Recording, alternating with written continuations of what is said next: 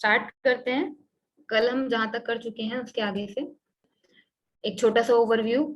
जब हमने stages of sleep की बात करी थी तो वहां पे हमने बताया था कि स्टार्टिंग में जो non random non rapid eye movement है उसके 4 कैटेगरीज डिवाइड किए गए थे। बट फर्दर ऑन जब गाइडलाइंस अपडेट किए गए तो NREM 3 और NREM 4 को कंबाइन करके एक ही स्टेज में इन्वॉल्व कर दिया गया। इस तरह से हमने हर एक वेव का पैटर्न देखा था इस पिक्चर के थ्रू। इसके बाद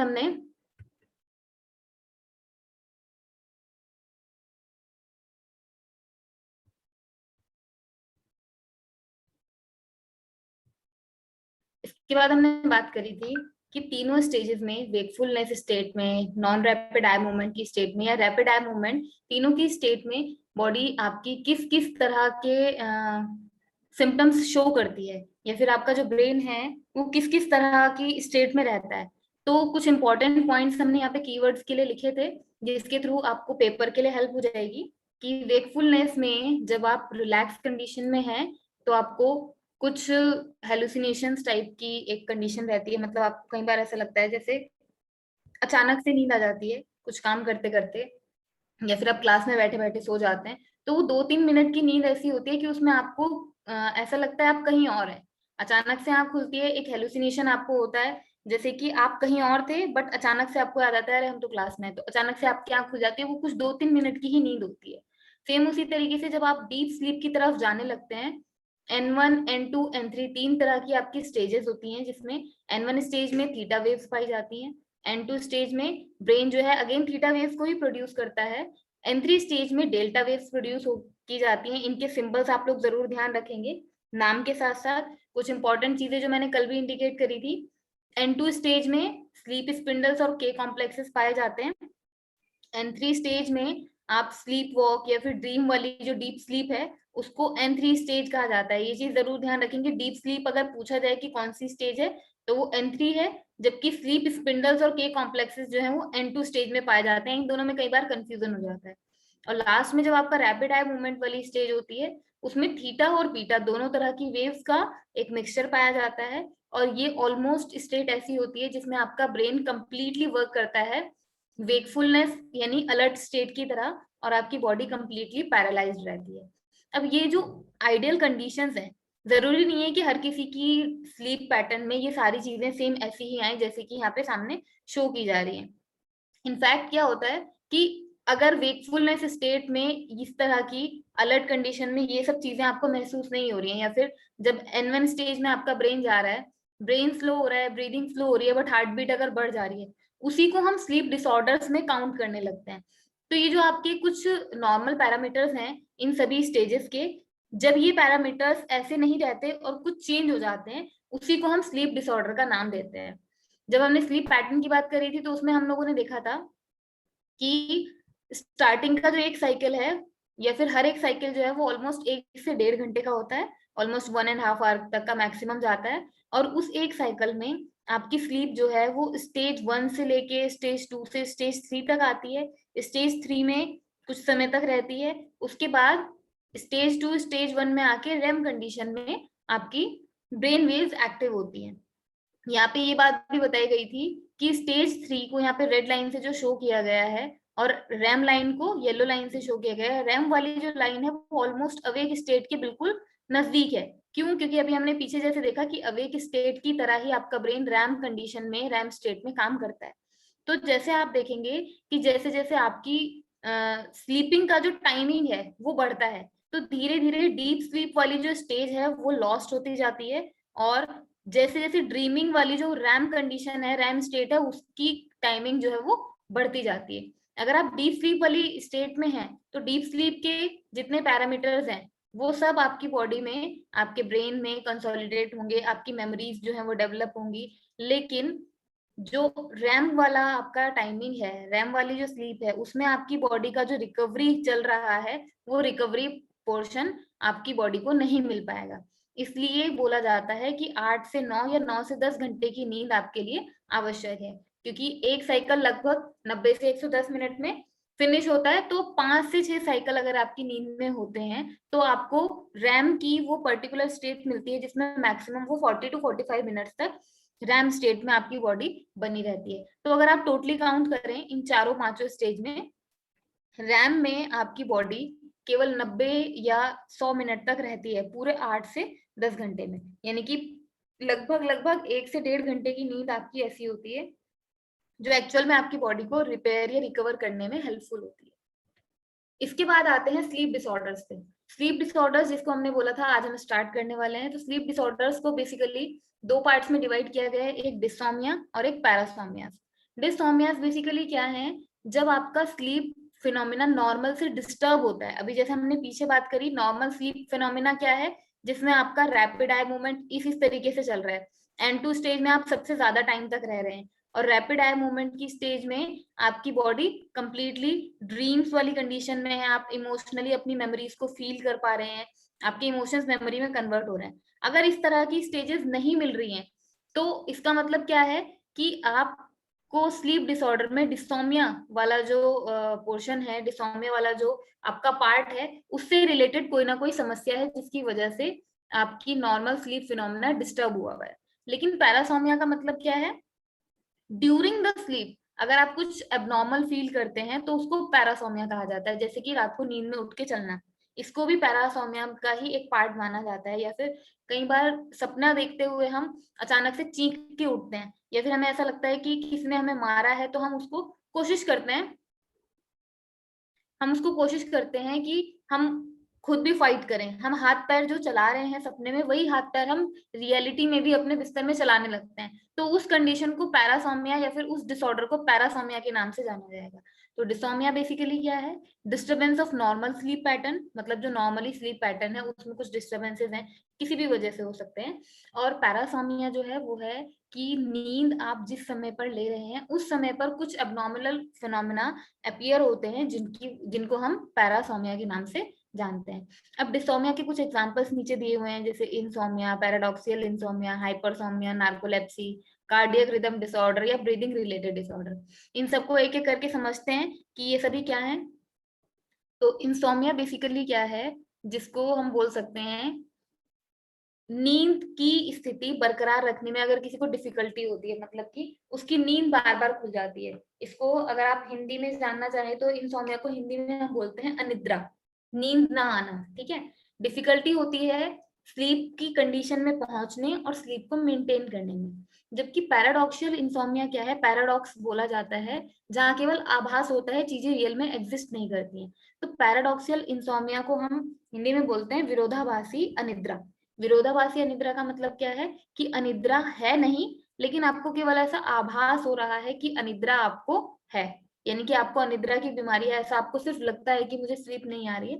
तो पैराडॉक्सियल इंसोमिया उसको कहा जाता है जब आपकी स्लीप कंप्लीटली परफेक्ट है, बट आपको ऐसा परसेप्शन दिमाग में क्रिएट हो गया है कि आप इंसोमिया के मरीज हैं, उसको पैराडॉक्सियल इंसोमिया कहा जाता है। और ये भी डिसोमिया की एक टाइप ऑफ डिजीज है। हाइपरसोमिया, जैसे कि नाम है इंसोमिया, हाइपर हाइपो वर्ड कहाँ यूज होता है, जब किसी चीज का एक्सेस हो जाता है, और यहाँ पे हम किसकी बात कर रहे हैं, स्लीप की। तो हाइपरसोमिया बेसिकली क्या होगा, जब स्लीप बहुत ज्यादा आने लगे, एक्सेसिव अमाउंट हो जाए स्लीप का, और डे टाइम पे यानी दिन के समय पर भी आपको लेजी लेजी सा या स्लीपी स्लीपी सा फील होने लगे, तो उसको हाइपरसोमिया के नाम से जाना जाता है।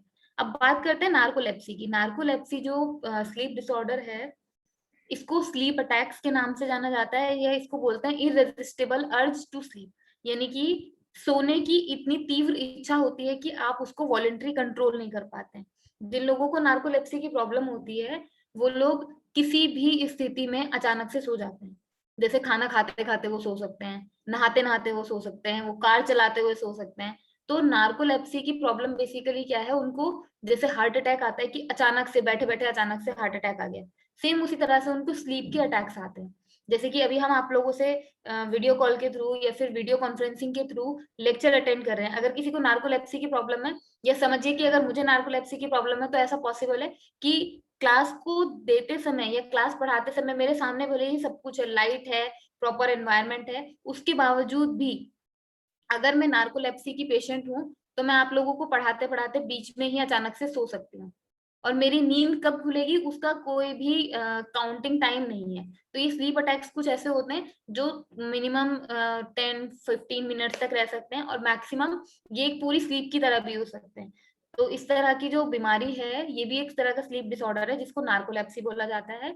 और इसमें ऑलमोस्ट जो आपकी ब्रेन की स्टेट होती है वो इस तरह की होती है जैसे कि रैम इंक्लूड करता है डब्ल्यू अलर्ट स्टेट को, उसी तरह से आप अचानक से सो जाएंगे और आप अचानक से डीप स्लीप में पहुंच जाते हैं। ब्रेन आपका कंप्लीटली एक्टिव रहेगा, लेकिन जैसे रैम में होता है, क्या होता है रैम में कि आपका ब्रेन कंप्लीटली वर्क कर रहा है वेकफुलनेस स्टेट में, और आपकी जो बॉडी है वो कंप्लीटली पैरालाइज्ड हो रही है।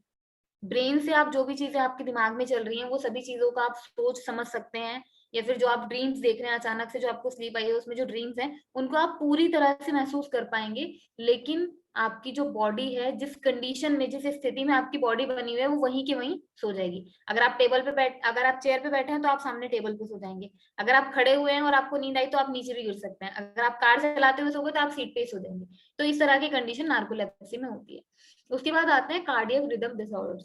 कार्डियक रिदम डिसऑर्डर्स जो हैं वो 3-4 टाइप के होते हैं, जैसे कि एक है स्लीप फेज डिसऑर्डर, एक है जेट लैग, शिफ्ट वर्क या डिसऑर्गेनाइज स्लीप वेक पैटर्न। जो स्लीप फेज डिसऑर्डर है इसका मतलब क्या है कि जो आपका सोने और जागने का फेज है, समय है, वो या तो डीले हो चुका है या फिर जल्दी का हो चुका है।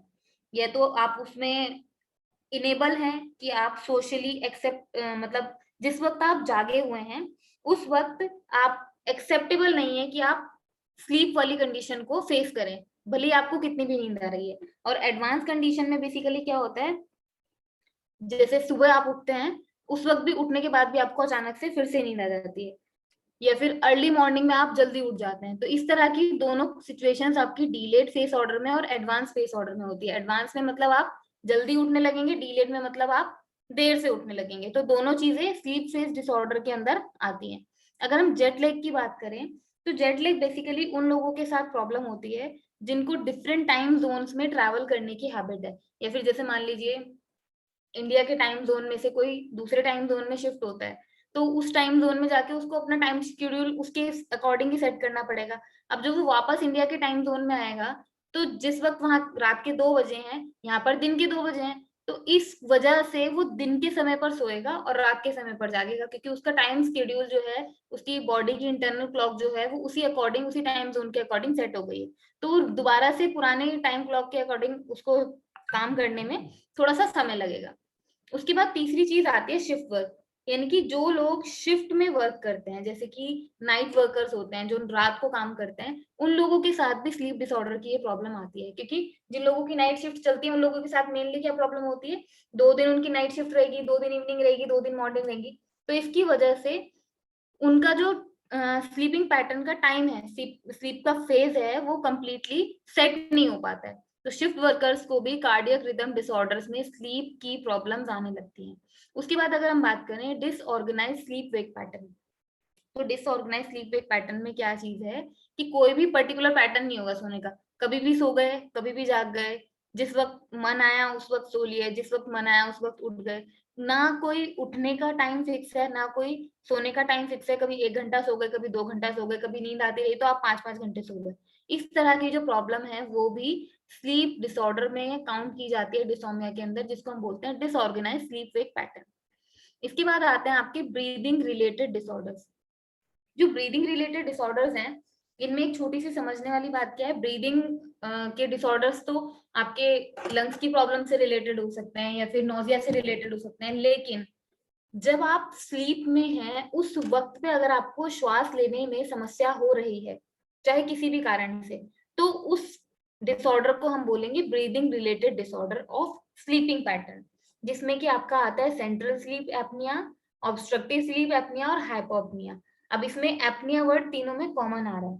तो एपनिया वर्ड का मीनिंग जो होता है वो बेसिकली होता है failure of central nervous system, यानी कि आपको जो सेंट्रल नर्वस सिस्टम है बॉडी का वो अकॉर्डिंगली वर्क करने में केपेबल नहीं रहता, जिसकी वजह से जिस वक्त आप सो रहे हैं उस वक्त पे आपको ऐसा फील होने लगता है कि आपको श्वास नहीं आ रही है, आपकी सांस जो है वो बंद हो जाती है।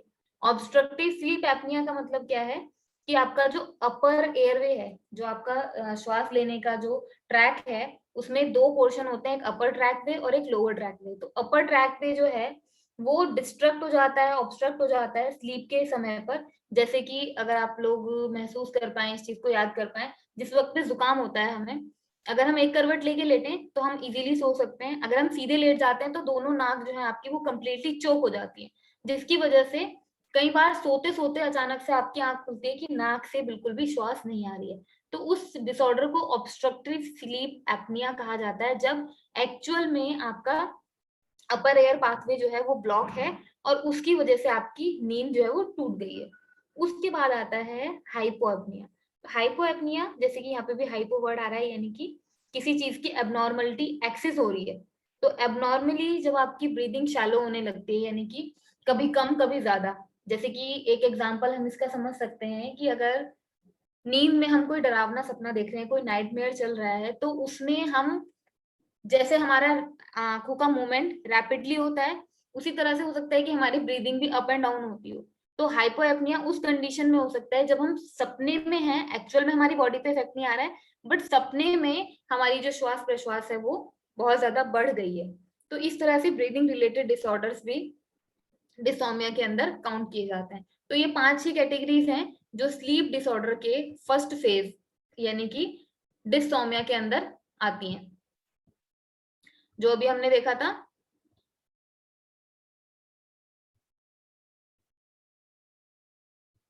अब बात करते हैं डिसोमिया के। ये सभी पैटर्न हम देख चुके हैं कि क्या क्या प्रॉब्लम्स होती हैं। अगर हम बात करें पैरासोमिया की, जिसमें कि एबनॉर्मल फिनोमेना हमें स्लीप के दौरान देखने को मिलता है, तो इसमें कौन कौन से टर्म्स आते हैं, जैसे कि नाइट टेरर, रात को आपको डर लगना, नाइटमेयर्स, रात को अजीब अजीब से डरावने सपने आना, स्लीप पैरालिसिस। स्लीप पैरालिसिस वो कंडीशन है जिसको मैंने कल भी एक एग्जाम्पल के तौर पे बताया था कि जैसे आप सो रहे हैं, आपको बाहर एनवायरनमेंट में आपके आसपास जो लोग हैं उनकी सारी बातें सुनाई आ रही हैं, समझ में आ रही हैं, आप रिप्लाई करना चाह रहे हैं लेकिन आप रिप्लाई नहीं कर पा रहे हैं। तो उसको ऑलमोस्ट जैसे हम बोलते हैं आधी कच्ची नींद में होना, जिसमें हमें बाहर का सब कुछ सुनाई देता है बट हमारी बॉडी जो है वो ऑलमोस्ट पैरालाइज कंडीशन में होती है, तो उसको स्लीप पैरालिसिस के नाम से जाना जाता है। रैम बिहेवियर डिसऑर्डर्स हैं, पीरियोडिक लिम्ब मूवमेंट डिसऑर्डर्स हैं। तो इनको एक एक करके समझते हैं कि पैरासोमिया के अंदर कौन कौन से डिसऑर्डर्स आपके आते हैं। तो पैरासोमिया में सबसे पहले आता है, जो कॉमनली बहुत लोगों में देखा जा सकता है, स्लीप वॉकिंग, यानी कि सोते सोते चलने लगते हैं। क्योंकि डीप एनआरईएम स्लीप, यानी कि डीप स्लीप कौन सी थी, N3 वाली स्टेज जो थी, जो अभी हमने बात करी थी कि N2 में आपके स्लीप स्पिंडल्स और के कॉम्प्लेक्सेस होते हैं, और डीप स्लीप हम किसको बोलते हैं, N3 वाली स्टेज को। तो डीप एनआरईएम स्लीप यानी कि N3 स्टेज जो स्लीप है, उसमें जब इंसान स्लीप वॉक करने लगता है, उसको हम पैरासोमिया की एक कैटेगरी सोमेनेबुलिज्म सोमेनेबुलिज्म के नाम से जानते हैं। नाइट टेरर बेसिकली क्या है, जब आप इंटेंस एंजाइटी के साथ अचानक से उठ जाते हैं, आपकी बॉडी मूव करने लगती है, और ये कंडीशन भी नॉर्मली तभी होती है जब आप N3 स्टेज वाले स्लीप में होते हैं। लेकिन इसमें एक चीज क्या है कि जिस वजह से आपकी बॉडी में इंटेंस एंजाइटी आई है, एकदम से आपकी बॉडी मूव करी है, आपको वो रिकॉल नहीं हो पाता, मतलब वो रीजन आपको याद नहीं रहता कि आप अचानक से क्यों उठे। कई बार जैसे रात को हमें घबराहट होने लगती है, अचानक से हम उठ जाते हैं, बट जो सपना हमारे दिमाग में चल रहा होता है, हम जिस स्टेट में होते हैं, हम उसको समझ नहीं पाते।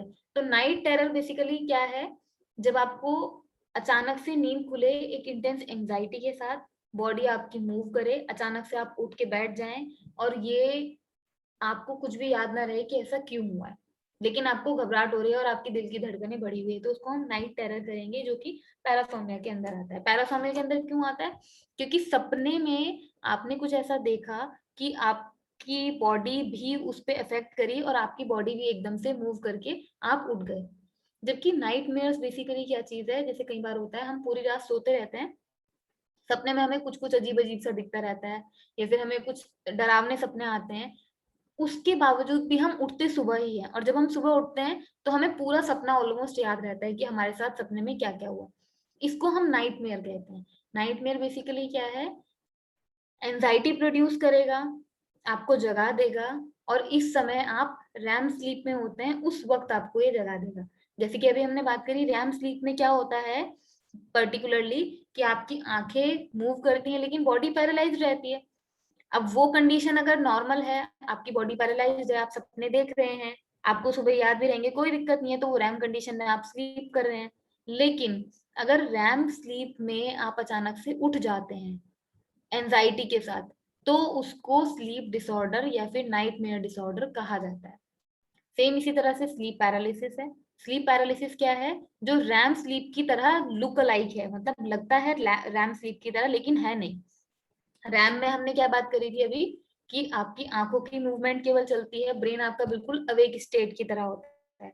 जबकि स्लीप पैरालिसिस में क्या है, ब्रेन हमारा ऑलरेडी अवेक है और बॉडी, ऐसा नहीं है कि केवल आंखों का मूवमेंट है। स्लीप पैरालिसिस में आपका पूरी ही बॉडी पैरालाइज हो जाती है, आपको बाहर की सारी बातें सुनाई दे रही है, मतलब आप एक्चुअली स्लीप में नहीं है, आप ऑलमोस्ट N1 स्टेज में ही हैं, लेकिन उस वक्त आपको ऐसा लगने लगता है कि आप स्लीप में जा चुके हैं और आपकी बॉडी लगभग लगभग पैरालाइज हो जाती है। जैसे कि अभी हमने बोला N1 स्टेज में आपकी बॉडी लगभग उठ सकती है। पीछे हमने बात करी थी जब हम N1 स्टेज की बात कर रहे थे, N1 स्टेज में जब आपकी बॉडी है तो उस वक्त पे आपका ब्रेन स्लो है, ब्रीदिंग स्लो है, आई मूवमेंट भी स्लो है, लेकिन बॉडी आपकी रिलैक्स है, पैरालाइज नहीं है, यानी कि आपकी बॉडी यहाँ पे मूव कर सकती है। बट अगर N1 स्टेज में होते हुए ही आपकी बॉडी पैरालाइज हो जाए, जो कि किसका फंक्शन है, रैम स्टेज का, तो ये एक डिसऑर्डर में काउंट किया जाएगा और उस डिसऑर्डर का नाम है आपका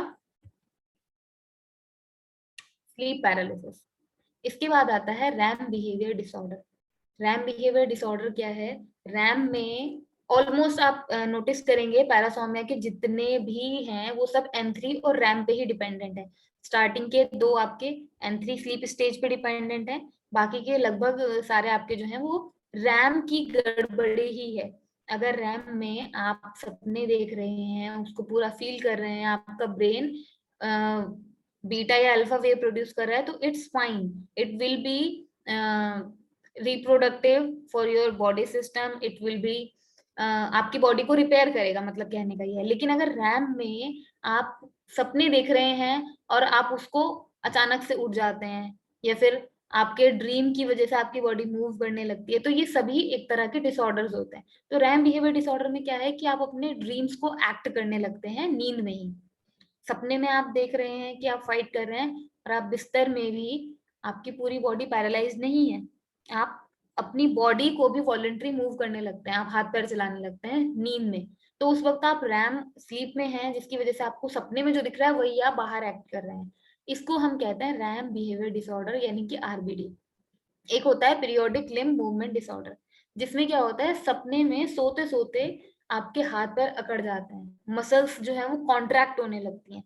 मसल्स के कॉन्ट्रैक्शन का रीजन कुछ भी हो सकता है कि आप रैम स्लीप में हैं, आपको कुछ ऐसा एहसास हो रहा है कि कोई आपको प्रेशराइज कर रहा है, तब भी आपके मसल्स कॉन्ट्रैक्ट हो सकते हैं, या फिर आप N3 स्टेज में और आप उठने की कोशिश कर रहे हैं, तब भी आपके मसल्स कॉन्ट्रैक्ट हो सकते हैं। तो पीरियोडिक लिम्ब मूवमेंट डिसऑर्डर में बेसिकली होता क्या है कि मसल्स का कॉन्ट्रैक्शन होता है स्लीप के दौरान, सोते सोते। उसके बाद आता है ब्रक्सिज्म। ब्रक्सिज्म का मतलब है टूथ ग्राइंडिंग। बहुत लोग जैसे दांत घिसते हैं, डांट भी पड़ती है इस चीज के लिए कि दांतों को घिसना नहीं चाहिए, लेकिन सोते सोते जो लोग दांत घिसने लगते हैं, पूरी रात कुछ सपना उन्होंने देखा और वो अपने दांतों से चिर चिर इस तरह की आवाज आने लगती है, तो इस तरह की जो प्रॉब्लम है इसको ब्रक्सिज्म के नाम से जाना जाता है, जो पैरासोमिया का एक पार्ट है। उसके बाद लास्ट आता है नक्टोरिया। नक्टोरिया बेसिकली क्या है, सोते सोते आपको फ्रीक्वेंटली अर्ज होता है, नीड होती है कि आप उठ के यूरिन पास करने के लिए जाएं। आपकी क्वालिटी ऑफ स्लीप इससे डिस्टर्ब होने लगती है, क्योंकि अगर आप रात को 8 घंटे में 2 से 3 बार यूरिन पास करने के लिए जाते हैं, तो उसकी वजह से जो डीप स्लीप तक पहुंचने के लिए रैम वाली आपको स्टेज चाहिए, वो नहीं मिल पाएगी। जैसे ही आप एक बार उठेंगे, दोबारा सोएंगे, तो दोबारा वो फर्स्ट साइकिल से स्टार्ट होगा, और फोर्थ या फिफ्थ साइकिल तक पहुंच ही नहीं पाएगा।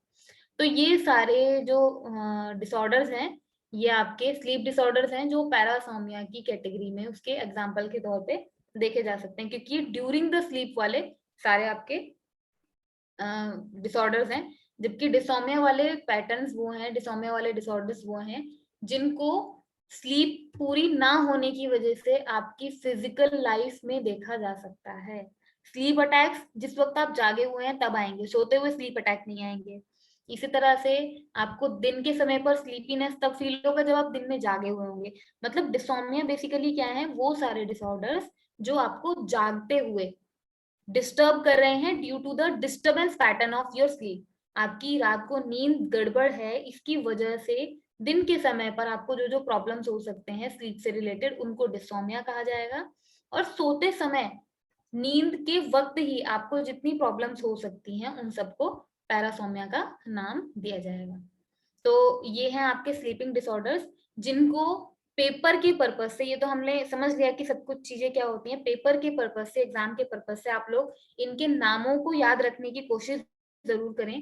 स्लीप डिसऑर्डर्स बेसिकली क्या है उनको याद रखने की कोशिश करें कि डिसोमिया का मेन मीनिंग क्या है, disturbance of normal sleep pattern या नॉर्मल स्लीप फिनोमेना, जबकि पैरासोमिया का मीनिंग क्या है, abnormal phenomena occurring during the sleep, sleep के समय पर उसका एब्रप्ट हो जाना, चेंज हो जाना। उसके बाद दो चीजें और आती हैं स्लीप डिसऑर्डर्स के साथ, स्लीप डेप्रिविएशन और ड्रीम्स। इन दोनों को भी एक टाइप के स्लीप डिसऑर्डर में ही रखा जाता है। तो इन चारों की एटलीस्ट हमें डेफिनेशन या फिर इनकी कॉन्सेप्ट की क्लैरिटी होनी चाहिए, क्योंकि इस टॉपिक से जो क्वेश्चंस आते हैं, अधिकतर क्वेश्चंस आते हैं आपके स्लीप पैटर्न, जो N1 N2 N3 N4 या फिर स्लीप साइकिल है उससे रिलेटेड, या फिर ये जो चार टाइप के आपके स्लीप डिसऑर्डर्स हैं जिनमें कि पैरासोमिया, डिसोमिया, स्लीप डेप्रिविएशन और ड्रीम्स, ये चारों आते हैं। इन चारों में से किसी पर्टिकुलर एक पर आपको सिचुएशन दी जाएगी, उसके चार ऑप्शंस दिए जाएंगे, उनमें से आपको सेलेक्ट करना होगा कि पर्टिकुलर सिचुएशन पे कौन से टाइप का स्लीप डिसऑर्डर एग्जिस्ट कर रहा है। तो स्लीप डेप्रिविएशन का बेसिकल मीनिंग क्या है, डेप्रिविएशन का मतलब होता है कि परमानेंट ही कम हो जाना। 90% अलर्ट्स जो है आज के टाइम पे, उनकी नींद केवल 6 से 7 घंटे की रह गई, क्योंकि बिजी शेड्यूल के कारण नहीं मिल पाता समय, तो लोग 6 से 7 घंटे ही सोते हैं। इस नींद ना मिल पाने की वजह से ही बहुत सारे मल्टीपल प्रॉब्लम्स उनके डे लाइफ में होने लगते हैं। जैसे अभी हमने देखा पीछे कि डिसोमिया में जितने भी आपको नार्कोलेप्सी हो गया, या फिर आपको हाइपरसोमिया हो गया, इस तरह के, या कार्डियक रिदम डिसऑर्डर्स हो गए, ये सभी आपको डे टाइम ड्राउजीनेस या फिर रात को नींद पूरी ना हो पाने की वजह से ही होते हैं। अलर्टनेस आपकी धीरे धीरे कम होने लगती है, आप चीजों के प्रति कम अवेयर होने लगते हैं, या फिर जब आप कम अलर्ट रहेंगे किसी चीज के प्रति, नॉर्मली आप जो भी काम करेंगे उसमें मिस्टेक्स और एक्सीडेंट्स के चांसेस बढ़ जाएंगे। तो स्लीप डेप्रिवेशन बेसिकली इसका मीनिंग क्या है, sleep deprivation is the loss of sleep time due to heavy schedule, or this can lead to multiple problems like daytime drowsiness, loss of alertness और mistakes and accidents। तो sleep deprivation की वजह से ये सारी चीजें हो सकती हैं। उसके बाद अगर हम ड्रीम्स की बात करें, तो ड्रीम्स को बेसिकली हम किस तरह से डिफाइन कर सकते हैं, कोई भी इमेज, थॉट, इमोशन या कोई एक एक्सपीरियंस जो भी हम नींद के समय पर महसूस कर रहे हैं, उसको हम ड्रीम कह सकते हैं। ये ड्रीम्स जो हैं बेसिकली जरूरी होते हैं आपके mental, emotional and physical wellbeing के लिए। और सिगमंड फ्रॉइड की एक थ्योरी है, royal road of unconscious mind, जिसमें वो बोलते हैं कि dreams are the road towards unconscious mind. Sigmund Freud बोलते हैं कि आपका जो ब्रेन है उसकी कॉन्शियसनेस एक बहुत छोटा पार्ट है। अनकॉन्शियस ब्रेन, अनकॉन्शियस माइंड जो है आपके ब्रेन के अंदर, वो अनकॉन्शियस वन ही आपके बिहेवियर के लिए रिस्पॉन्सिबल होता है। यानी कि unconscious one is like a big ship and conscious one is like a boat in the sea. तो इस तरह से सिगमंड फ्रॉइड उसको royal road towards consciousness, unconscious mind बोलते हैं, किसको, ड्रीम्स को। इट मीन्स अगर आपके ड्रीम्स आते हैं, आपको ड्रीम्स आते हैं और विदाउट एनी स्लीप डिसऑर्डर, क्योंकि ड्रीम्स आने के साथ अगर आप कोई हरकत ऐसी नहीं हो रही कि आप सो के उठ जाए अचानक से, या फिर आप N4 स्टेज, वो सॉरी रैम स्टेज में आपकी नींद एकदम से खुल जाए, या फिर आप ड्रीम्स को एक्ट आउट करने लगे, इस तरह की चीजें नहीं हो रही हैं। केवल आपको ड्रीम्स आ रहे हैं और आपकी नींद पर्टिकुलर आप पूरी ले रहे हैं, और पूरी नींद के साथ ही आप सुबह फ्रेश उठ रहे हैं, तो आपका जो अनकॉन्शियस माइंड है, ड्रीम्स उसके साइंस देते हैं और उसके सिंबल होते हैं। कई बार बहुत सारी चीजें होती हैं जो ड्रीम्स में आप सॉल्व आउट करते हैं। अगर आप में से कुछ स्टूडेंट्स ऐसे हों तो वो उस चीज को समझ पाएंगे, जब आप बहुत डीपली कुछ चीजों को पढ़ने के लिए बैठते हैं, या फिर आप जैसे अभी मान लीजिए आप लोग नेट की प्रिपरेशन कर रहे हैं, तो जो स्टूडेंट्स बहुत लग के नेट की प्रिपरेशन कर रहे होंगे, दिन रात वो उसको पढ़ते होंगे, जब आप सोते हैं तो रात को नींद में भी आपके वही सारे कॉन्सेप्ट्स रिवाइज होते हैं। Same phenomena I can experience और I can explain, because same thing मेरे साथ भी हुई। जिस वक्त मैंने प्रिपरेशन किया था, तो रात को जो कॉन्सेप्ट हम पढ़ के सोते हैं या सुबह जो कॉन्सेप्ट हम उठ के पढ़ते हैं, दोनों ही चीजें रात को सपने में आपकी पूरी पूरी रिवाइज होने लगती हैं। आपके अनकॉन्शियस ब्रेन में वो एज अ मेमोरी सेव होने लगता है। इसलिए ड्रीम्स आना भी बहुत जरूरी है, अदर जब तक कि ड्रीम्स आपको कुछ अबनॉर्मल फिनोमिना शो अप ना करें, जैसे कि नींद में उठ जाना या फिर नींद में हाथ पैर चलाना, स्लीप वॉक करना। तब तक ड्रीम्स आपके लिए हेल्पफुल हो सकते हैं, क्योंकि वो आपके मेंटल, इमोशनल और फिजिकल वेलबींग को बनाए रखने में एसेंशियल होते हैं। तो इस तरह से आपके जो स्लीप डिसऑर्डर्स हैं उनको आज हमने कवर किया है। स्लीप पैटर्न के बाद स्लीप डिसऑर्डर, जिसमें डिसोमिया, पैरासोमिया है। डिसोमिया के सारे पॉइंट्स हम कवर कर चुके हैं, पैरासोमिया के सारे पॉइंट्स हम कवर कर चुके हैं, स्लीप डेप्रिविएशन और ड्रीम्स। अगर इतने पोर्शन में किसी को कोई क्वेश्चन है तो आप लोग पूछ सकते हैं।